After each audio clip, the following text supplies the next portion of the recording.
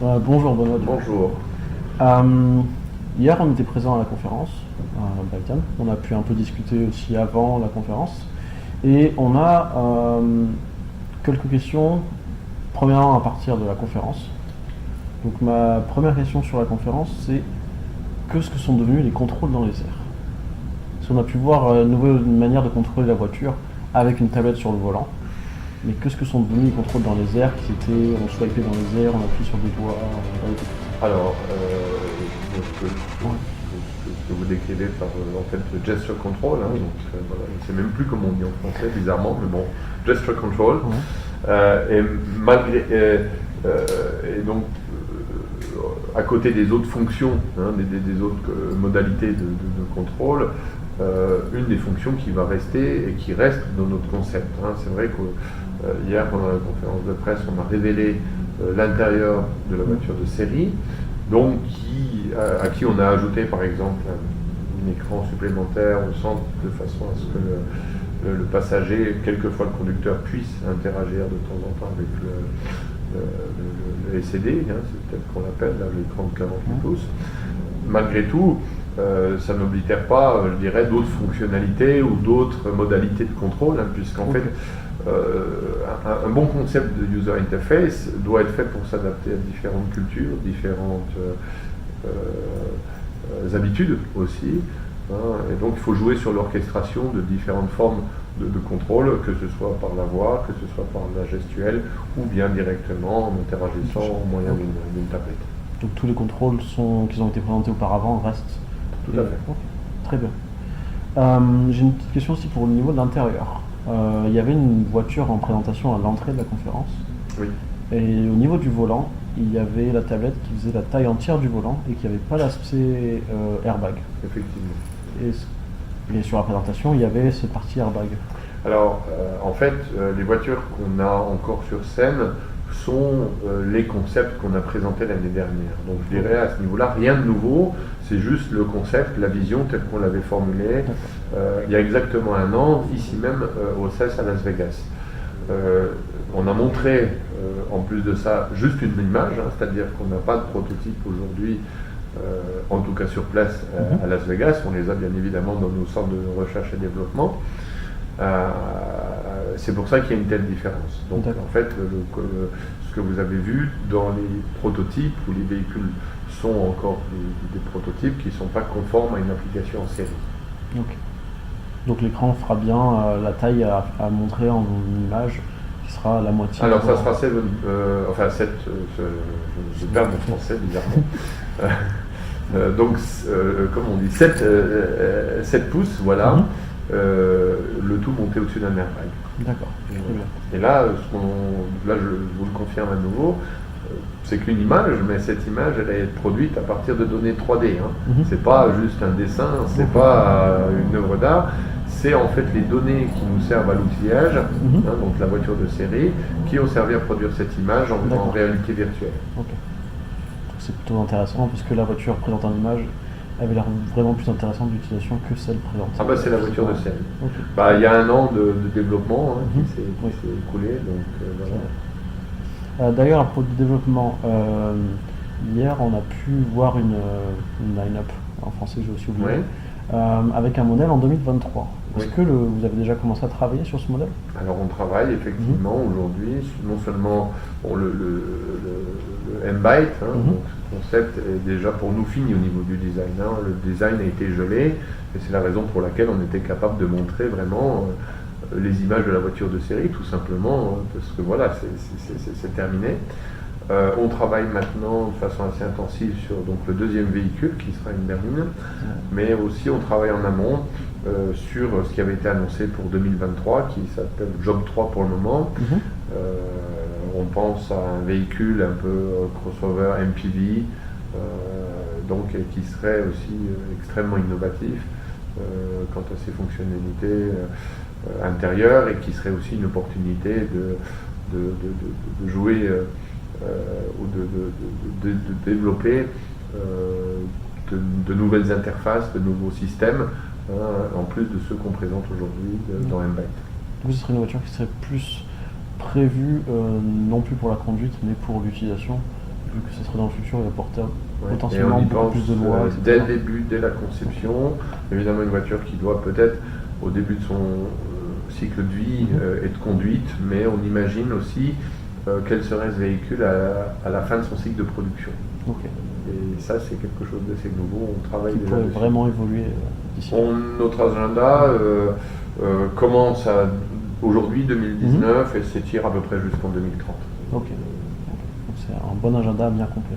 Voilà, après avec différentes phases, avec différentes intensités, mais on a l'obligation de regarder un peu tout ça, sachant que l'innovation se prépare très tôt en amont. Il faut innover, il faut d'abord développer certaines idées avant de pouvoir vraiment les implémenter en série. C'est tout à fait vrai. D'ailleurs, on parle de 2030. Quelle serait votre vision du paysage autoroutier dans 10 ans, en 2030? Comment vous voyez un peu les routes, quelles seraient les voitures qu'on conduirait, etc. Alors, c'est une vision toute personnelle, on va dire, ça n'engage que moi, c'est peut-être assez spéculatif. On peut imaginer, ou raisonnablement imaginer, qu'en 2030, je dirais le contexte technologique, mais aussi législatif, aura fait en sorte que des véhicules qu'on définit comme level 5, c'est-à-dire autonomie maximum, sans conducteur, sans contrôle, c'est quelque chose de réalisable. Ça se développera peut-être dans certains endroits plus rapidement que d'autres. Je pense par exemple en Chine où les villes sont dédiées ou sont presque conçues, elles sortent de terre aujourd'hui, et donc il y a peut-être moins le poids d'une histoire et de certains dogmes et tout ça, donc je pense que ça ira beaucoup plus vite de ce côté-là. Aussi en Californie, je pense qu'il y a pas mal d'endroits où ça va se passer. Qu'est-ce qu'on va voir? On va voir peut-être davantage de flottes de véhicules autonomes, de shared mobility, de ride sharing, de toutes des choses-là, ça c'est certain, dans ce genre de véhicule. Ça pourrait peut-être se substituer au transport en commun d'une certaine manière, on peut très bien imaginer, parce que là ça serait un peu le mix entre, je dirais, les avantages du transport en commun, c'est-à-dire de ne pas avoir une voiture et tout ça, tout en ayant le confort, la convenience, de ne pas partager avec 150 000 personnes un espace des fois peut-être trop restreint. Dans le cadre Donc je pense que ça peut être un peu le juste milieu entre tout ça. Je pense que ça ne sera pas finalement un monde dédié à des constructeurs principalement, mais plutôt, c'est comme on parle de transportation system, au même titre que l'aviation, au même titre que le rail ou les transports en commun. C'est un peu comme ça que je l'imagine, mais avec plein de petites cellules comme ça, autonomes, des petites bulles, où on pourrait aussi, le temps d'une heure, se recharger. C'est aussi ça qu'il faut voir. C'est pas uniquement la valeur ajoutée en tant que je me déplace de A à B, mais j'ai eu un moment très spécial, j'ai pu faire tout un tas de choses. Et, by the way, je me suis retrouvé aussi à B en tant que destination. Voilà, c'est un peu comme ça que je vois les choses. Mais je vois ça coexister avec d'autres formes, et je me permets d'être un peu provocatif là-dessus, de mobilité. J'imagine que le vélo, par exemple, est une bonne réponse aussi aux problèmes de mobilité, en tout cas dans les villes. Je ne parle pas évidemment de tout ce qui est périurbain et tout ça, mais je dirais dans le milieu urbain, ça pourrait résoudre beaucoup de problèmes, que ce soit pollution, petite distance, pollution, santé. Des choses comme ça. Et j'imagine aussi un futur assez brillant pour des véhicules plus spacieux. Après tout, dans un monde autonome, des fois on se pose la question, moi je suis un passionné d'automobile, j'imagine qu'il y aura toujours de la place pour des voitures, je dirais, de loisirs. Je pense aux petites Lotus, aux petites voitures comme ça par exemple. Les gens peut-être auront envie, à la manière aujourd'hui des gens utilisent une moto par exemple, un type de loisir, elles ne sont plus en pleine nécessité. On peut penser aux voitures de collection. Il peut y avoir un paysage automobile ou de mobilité assez hétérogène. Enfin, moi je l'imagine bien entre des véhicules complètement autonomes dans lesquels on peut passer beaucoup de temps, on peut être plus productif, se recharger et tout ça. Comme je disais, à côté de vélo ou de vieilles voitures, ça pourrait être assez sympathique. C'est vrai qu'on commence on commence légèrement à voir ce concept de voiture partagée, autonome, Ouais. non plus pour se déplacer, mais plus pour être dans la voiture et avoir un moment où, plutôt que d'aller au boulot, la voiture va peut-être faire un détour, on pourra avoir plus de temps pour travailler avant le boulot. Ah mais tout à fait. On commence à voir un peu arriver ce genre Ouais. de concept. Tout à fait, tout à fait. Et d'ailleurs, j'en discutais pas plus tard qu'hier soir avec certains collègues et partenaires. Il faut évidemment, dans l'idée de la mobilité future, le challenge, bon, l'industrie peut livrer une partie de la réponse en termes de technologie. Mais je crois que ce qui est plus important encore, et le gros challenge, c'est le dialogue qui doit vraiment s'instituer entre donc l'industrie, ce qu'on peut offrir, des designers, des ingénieurs, enfin qui que ce soit, mais aussi, je dirais, des politiques, parce que là, on en est à la définition d'un écosystème. On peut apporter une partie de la solution, mais on ne pourra pas amener toute la solution complète. Par exemple, un exemple simple, pour moi, c'est effectivement l'arrivée de ce nouveau type de véhicule doit s'associer peut-être à une réforme, par exemple, du temps de travail. Oui. Est-ce que tout le monde est censé arriver à 8 heures et finir à 18 heures? Peut-être que la journée de travail pourrait se passer en 3 temps. Home office, un certain temps, un temps dans un véhicule autonome dans lequel finalement on a peut-être l'intimité qu'on n'aurait pas aujourd'hui dans des open space au bureau, et puis un temps pour se retrouver tous ensemble et discuter, travailler ensemble, co-creation, co-working, dans des espaces qui sont dédiés. Donc le futur de l'automobile, je dirais, il ne passe pas uniquement par la conception d'automobile en tant que telle, mais plutôt par l'élaboration d'un écosystème qui a des touchpoints un peu juste là tel que je décrivais, politique des ressources humaines et tout ça. Enfin, moi, c'est vraiment des... C'est peut-être un futur vraiment différent qui va arriver. Ah, c'est comme ça, voilà, et c'est comme ça qu'il faut le voir. C'est vraiment comme ça qu'il faut le voir. Juste penser à un véhicule ou créer une technologie à la recherche d'une mission n'est pas la bonne solution. Effectivement. C'est plus je pense que c'est un écosystème qui va arriver plus vers une non-possession et une disponibilité permanente de véhicules, pas forcément en voiture, comme on a pu le voir en Chine avec la révolution des vélos. Voilà. Alors, sauf que le problème de la disponibilité permanente, il y a un challenge derrière tout ça. C'est que si maintenant tout le monde veut la même chose au même moment, ça risque de poser certains problèmes. C'est pour ça que je parlais, par exemple, de la répartition du temps de travail. Je crois que tout le monde se doit d'être créatif. Nous, moi, voilà, je suis créatif dans mon domaine en tant que designer. Là, je m'autorise un peu à toucher d'autres écosystèmes. Mais il faudra aussi que d'autres partenaires, d'autres acteurs aient ce niveau de créativité pour justement arriver à cette idée de la mobilité qui n'est pas uniquement liée à la technologie en elle-même, mais comment les gens vivent, comment les habitudes. Il y a des normes à redéfinir à ce niveau-là. Mais c'est passionnant, c'est très intéressant. C'est vrai qu'il y a beaucoup d'imagination. On peut même commencer à le voir dans les films aussi.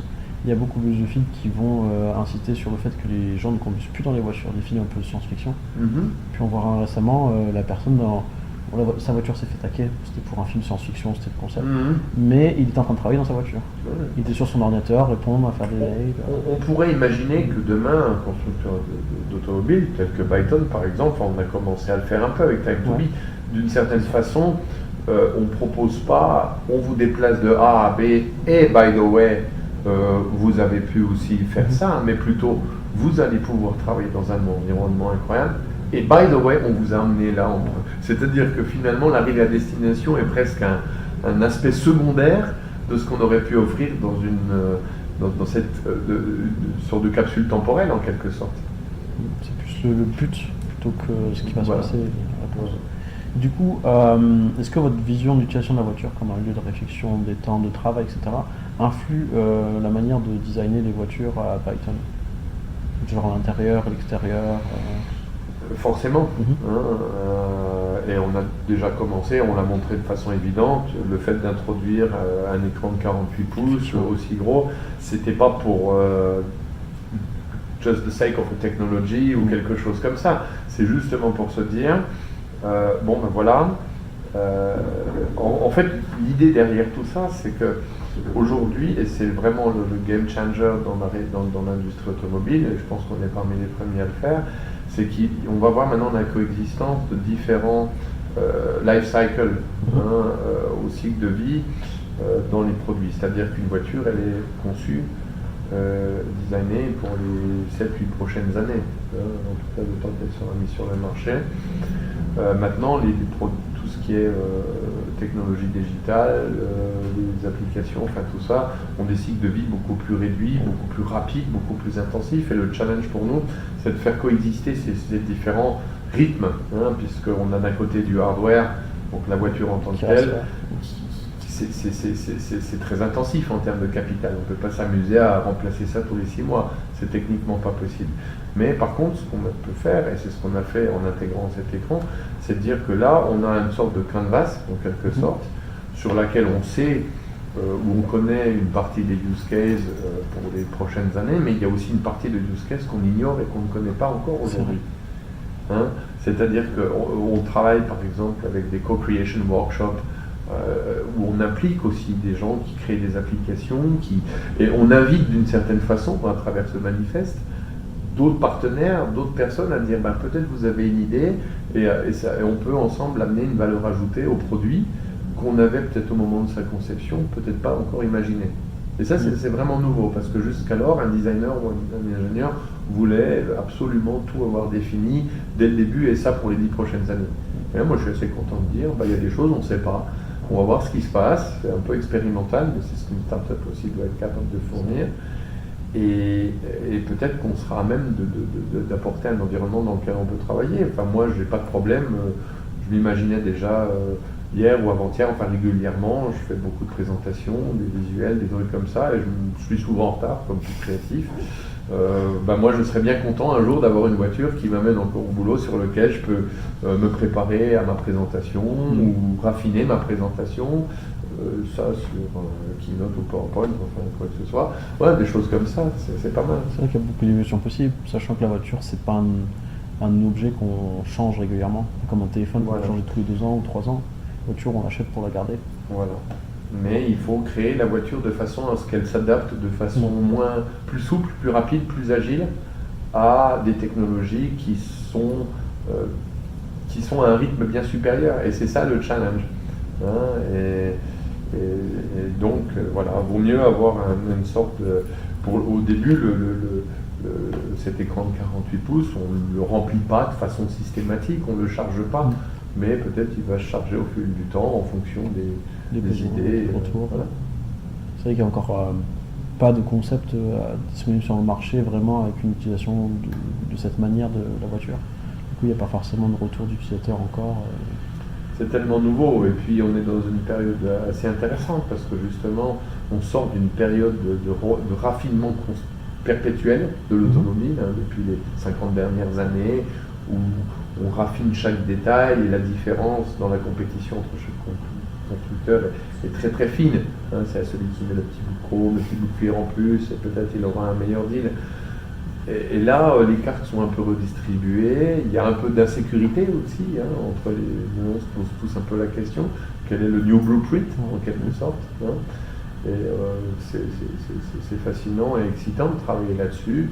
Le tout, et ça c'est mon travail, essentiellement, c'est pas de dessiner la voiture, mais plutôt de poser les bonnes questions et de déterminer la culture aussi du team de design que je représente, à se poser ces bonnes questions et puis avoir des réponses, si possible, pas trop naïves et mondaines, on va dire.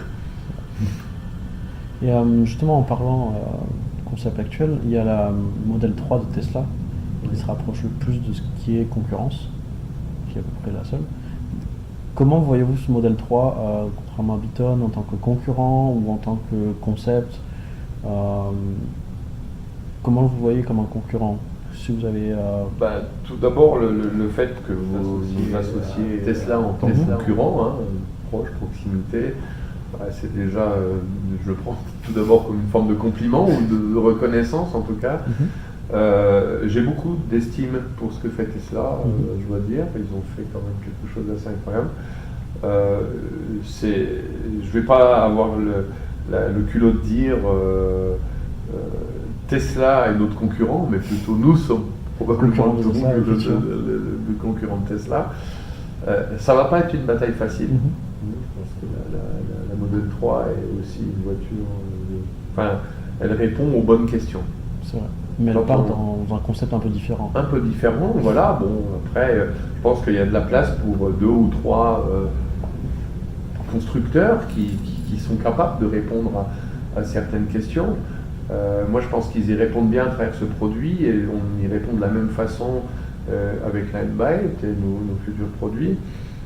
Mon expérience, ayant travaillé sur différents types de véhicules un peu électriques, un peu technologiques comme ça, me dit que la plupart des gens, des amis, de la famille avec qui je discute quant à ce genre de mobilité, de véhicules, il n'y a pas forcément les seules barrières qui restent encore aujourd'hui, elles sont connues et il n'y a pas besoin de faire un gros brainstorm là-dessus.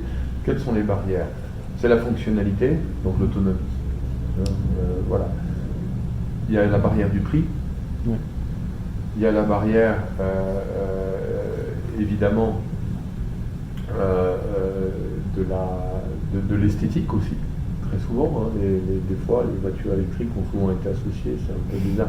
Mais si on répond à ces trois choses-là, le prix, la fonctionnalité, une belle esthétique, et évidemment avec une garantie de sécurité, qu'elle soit physique ou digitale maintenant, je crois que si on se concentre sur ces points, on fera du très bon travail, et je pense que c'est ce qu'a commencé à faire Tesla, et c'est ce qu'on fait aussi exactement. C'est vrai qu'au final, Byton a décidé directement d'attaquer avec surtout la partie du prix, qui a décidé d'apporter une voiture qui est plus abordable que la Tesla 3 en modèle de base, qui commence à 40, 50. Voilà, on se situe à 45 000 $, donc en prix de base, c'est notre objectif, hein, de nous tenir à un prix de taille assez agressif, évidemment sans option, mais c'est aussi la raison pour laquelle moi personnellement j'ai décidé de rejoindre aussi cette aventure. Je pense qu'on n'aidera pas le monde ou on n'améliorera pas la société en général si on fait notre manifeste à 200 000 $, ça n'aidera pas grand chose. Là, je pense qu'on joue vraiment un rôle. Alors on ne doit pas être les seuls, on le fera aux côtés d'autres concurrents, c'est pas un problème, il faut de la concurrence, c'est ce qui nous poussera à devenir meilleurs, hein, et amener des réponses qui ont du sens, voilà, pour le bénéfice, je dirais, de nous tout d'abord en tant qu'entreprise, mais aussi de la société en général, parce qu'on a une certaine éthique par rapport à tout ça. En tout cas, moi j'ai une certaine éthique et je dirais une certaine approche en tant que designer par rapport à ce qu'on peut amener comme contribution à l'ensemble de la société, même si c'est une toute petite. C'est vraiment ce que j'ai apprécié dans Byton, c'est cette approche un peu globale de tous les points d'une bonne voiture dans un marché qui n'existe pas forcément encore. Non, mais qui fait une attaque assez féroce dans ce marché qui n'existe pas vraiment, mais qui justement peut-être va l'aider à se faire évoluer et à se faire connaître du grand public. C'est une approche très intéressante et très agréable à voir chez Byton. C'est d'être assez holistique, mais aussi authentique par rapport à ce qu'on fait, quoi. Et on le fait avec plaisir. D'ailleurs, pour Byton, évidemment, vous voyez plus Byton en tant qu'une entreprise chinoise ou une entreprise allemande? Ni l'un ni l'autre, c'est une entreprise globale, vraiment, hein, puisque de toute façon, on a vraiment, bon, c'est vrai qu'on est né en Chine, les capitaux sont pour le moment essentiellement chinois, mais malgré tout, notre culture est vraiment globale. D'abord, on va vendre sur tous les marchés, on vendra évidemment en Chine, mais aussi ici aux États-Unis, et un peu après en Europe. Donc de toute façon, la voiture ou nos voitures sont conçues pour être vendues sur tous les marchés, que ce soit au niveau législation et aussi, je dirais, fonctionnalité. Et notre entreprise est basée sur les 3 continents, donc aux États-Unis, en Chine et en Europe. Et avec une diversité au niveau des cultures qui est quand même, je dirais, phénoménale. Juste dans le design, par exemple, dans mon équipe, on va avoir une quinzaine de nationalités, et je crois que tous les continents sont représentés, y compris Australie, Amérique du Sud et tout ça, au même titre que l'ensemble de l'entreprise. On a aussi un centre d'études à Santa Clara dans la Silicon Valley, on trouve dans la Silicon Valley le monde entier. Et tout autant en Chine, où j'ai même d'ailleurs des membres de mon équipe qui travaillent à Shanghai dans le design studio et qui bizarrement sont français, parlant parfaitement chinois. Donc c'est vraiment global. C'est vrai. C'est qu'on voit Byton vraiment comme une entreprise globale plus Ouais, c'est vraiment très global. Dernière petite question. En tant que designer, que vous pensez de la Fiat Multipla? Wow, quelle question! Mais pourquoi, que bien faire cette voiture là au milieu? Je sais pas, Bon, mon collègue mais essaie d'en parler. Pourquoi pas, d'accord. J'ai pu connaître cette voiture, ma tante en avait une. Voiture Ouais. que j'ai trouvé extrêmement agréable à utiliser, que j'ai jamais vraiment trouvé de problème avec le design. Un peu avant-gardiste. Bah, moi, mais, ce que j'en pense, c'est pas contre la voiture, mais que finalement, c'est toujours paradoxal parce que d'un côté, il fallait beaucoup de courage pour faire une telle auto de la part des designers, de le vendre en interne et de prendre les décisions, parce que c'est vrai que c'est pas, on va dire qu'elle n'a pas un physique facile. Mais en termes de produit, c'était pas inintéressant. C'était un véhicule qui cherchait à repenser l'automobile et la manière dont on partage. 3 sièges de front, un peu comme dans les anciennes américaines, qui se déplient, enfin un vrai couteau suisse, quoi. Une voiture d'une certaine façon intelligente, qui a été très mal reçue sur le marché. Et c'est assez paradoxal parce que des fois, le marché où des gens vont dire on veut le futur, on veut de l'innovation, pourquoi les voitures sont toujours les mêmes? Et puis, à un moment, il y en a un qui a le courage de faire quelque chose un peu différent, et finalement, il y a un rejet. C'est toujours un peu le paradoxe, des fois. Donc, c'est un peu, des fois, injuste, d'une certaine manière. Un peu l'artiste incompris. Mais moi, je trouve que c'était quelque chose de courageux, et je ne ferai jamais de bashing en tant que designer ou créatif sur des gens qui ont le courage de créer ou d'assumer certaines idées, même si peut-être il peut arriver qu'elles soient un peu fausses, mais heureusement qu'il y a des gens qui ont encore le courage de faire des choses différentes, que ce soit en automobile, en musique, en art en général. Il faut ça dans une époque des fois qui est peut-être un peu trop timide.